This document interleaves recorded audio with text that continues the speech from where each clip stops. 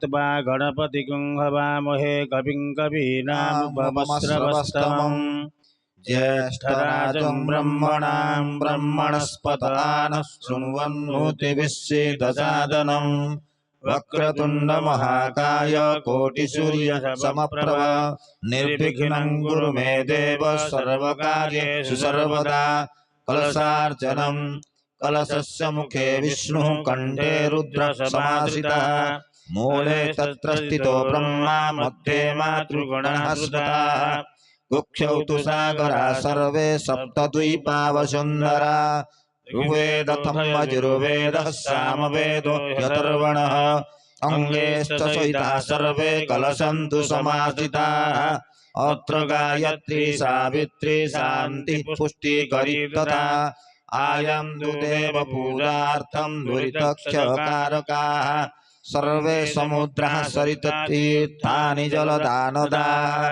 अंगेश्च गंगे च जमुने चैव गोदावरी सरस्वती नर्मदे सिन्धु कावेरी जलेऽस्मिन् सन्निधिं कुरु कलशजलं दश गायत्र्याभिमन्त्र्य शङ्खार्चनम् ओं वं वह्निमण्डलाय धर्मप्रदशकलात्मने नमः ओं अंगरकमण्डलाय अर्थप्रदद्वादशकलात्मने नमः प्रणवेन ओं इति जलमापूर्य ओं मं सोममण्डलाय कामप्रदषोडशकलात्मने नमः चक्रमुद्रया संरक्ष्य सुरभिमुद्रया अमृतीकृत्य तार्क्ष्यमुद्रया निर्वशीकृत्य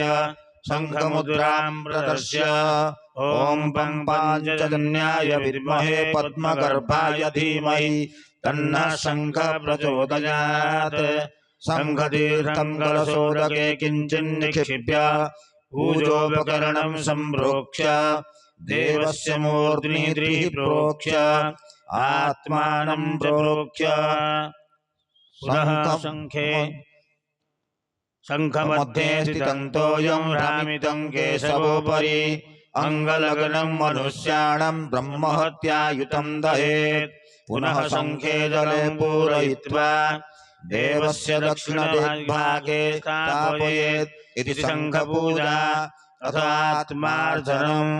यो वेदादौ स्वरः प्रोक्तो वेदान्ते च प्रतिष्ठितः तस्य प्रकृतिलीनस्य यः परस्य महेश्वरः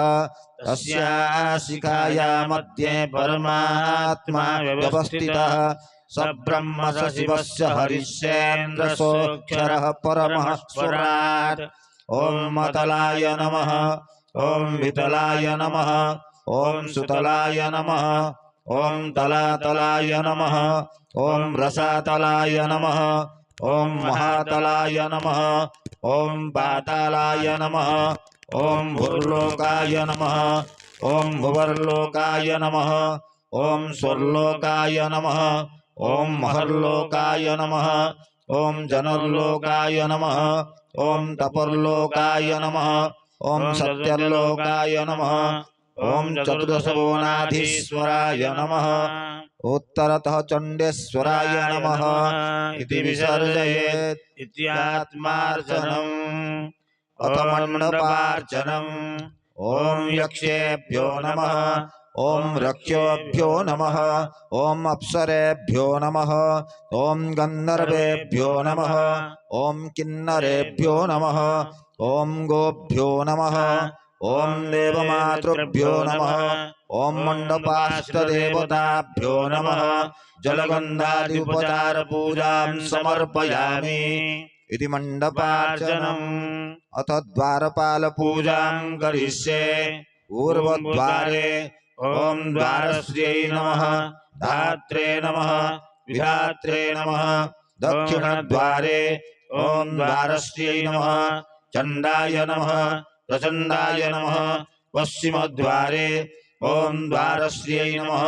जयाय नमः विजयाय नमः उत्तरद्वारे ओं द्वारस्यै नमः शंखनिधये नमः पुष्पनिधये नमः द्वारपालपूजां समर्पयामि ओं भास्कराय विद्महे महद्युतिकराय धीमहि तन्नो आदित्यः प्रचोदयात् श्रीसूर्याय नमः सूर्यम् आवाहयामि स्थापयामि पूजयामि ॐ एकदन्ताय विद्महे वक्रतुण्डाय धीमहि तन्नो दन्ती प्रचोदयात् श्रीमन्महागणपतये नमः महागणपतिं आवाहयामि स्थापयामि पूजयामि ॐ कात्यायनाय विद्महे कन्याकुमारी धीमहि तन्नो दुर्गिः प्रचोदयात् श्रीदुर्गायै नमः दुर्गाम् आवाहयामि स्थापयामि पूजयामि ॐ तत्पुरुषाय विद्महे महादेवाय धीमहि तन्नो रुद्रः प्रचोदयात् श्रीशाम्ब सदाशिवाय नमः शाम्ब सदाशिवम् आवाहयामि स्थापयामि पूजयामि ॐ नारायणाय विद्महे वासुदेवाय धीमहि तन्नो विष्णुः प्रचोदयात् श्रीमन्महाविष्णवे नमः महाविष्णुम् आवाहयामि स्थापयामि पूजयामि आवाहित श्री सूर्य गणपत्याम्बिका शिव विष्णुदेवताभ्यो नमः ध्यायामि ध्यानं समर्पयामि आवाहयामि रत्नसिंहासनं समर्पयामि पादारविन्दयोः पाद्यं समर्पयामि हस्तयोः अर्घ्यं समर्पयामि मुखारविन्दे आचमनीयं समर्पयामि अथ पञ्चामृताभिषेकः आदौ मलापकर्षण स्नानं करिष्ये।